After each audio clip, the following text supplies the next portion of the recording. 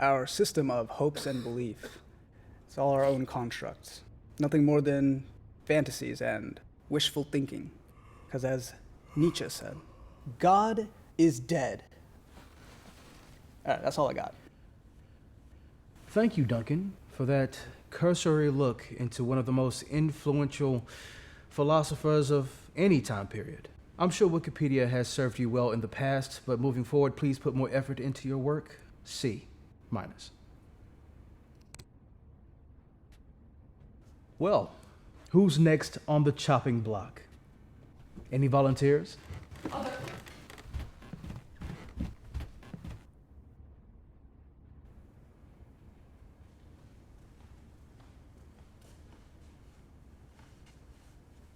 Hello, everyone. So glad you could all be here today. Although I bet you, like me, were probably forced to be here. Maybe you thought it was your choice, but that's not what I'm here to argue.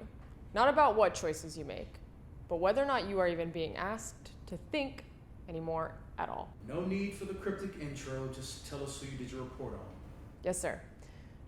The philosopher that I've chosen today is the woman that created a whole new way of thinking.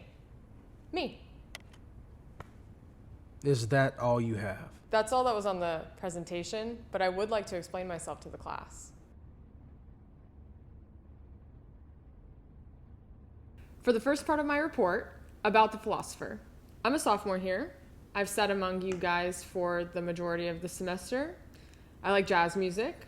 I have a cat named Sprinkles, kind of like the one Angela had in the office. If you have nothing prepared. Now for part 2 of the assignment, what did the philosopher believe? To do this, I'm going to need everyone to close their eyes. Samantha, get the lights. No, please don't. This part works much better with the lights on. Thank you.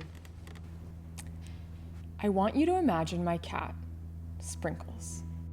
Put her in your head. Just watch her. Watch her walk. Watch her run.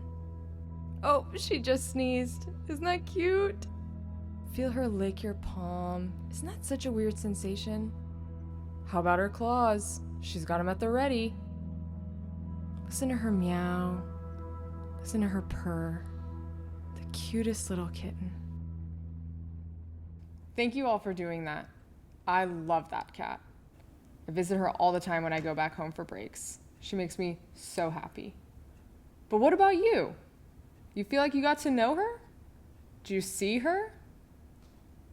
If you did, tell me, what color was she? Or at least, what color cat did you imagine? I never told you, so you had to come up with that on your own. You see, I challenged you to create an image in your mind of Sprinkles, but what you created wasn't just an image.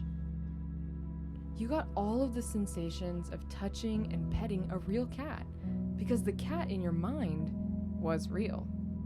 No less real than the Sprinkles living back at my parents' house. She's blonde, by the way.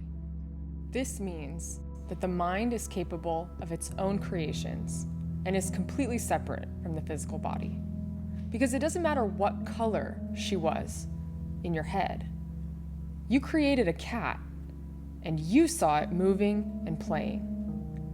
So my philosophy is this: there is such a thing as a mind, and there is such a thing as a body, but they're not the same. When the mind fails, the body stays with us.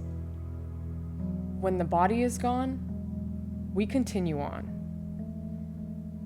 And now for part 3, the significance of the philosopher on history. I can't really do that part yet because I just thought of it this century. But what do you guys think? F. What? The assignment was to choose a philosopher of significance. I was the philosopher. That was not philosophy. It was a new idea. It was incoherent and made no logical sense. Half the people we learn about in this class were certifiably nuts. All it takes to have a philosophy is to spark an idea. I didn't ask you to be a philosopher. I'm in a philosophy class. If I was in a math class, I'd be asked to do math. You failed. Sit down.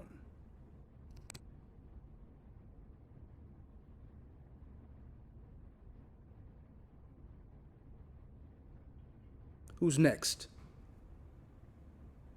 Kelly, why don't you go? I can use a break from the bazaar and go back to mediocrity.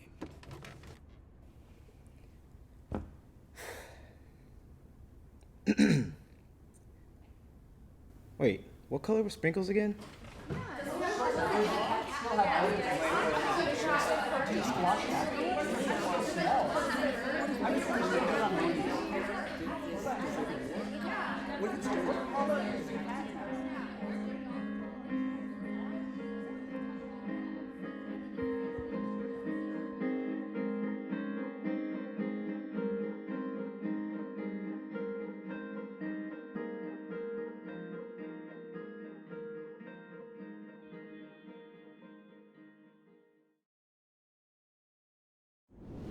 Cameras rolling. Woohoo!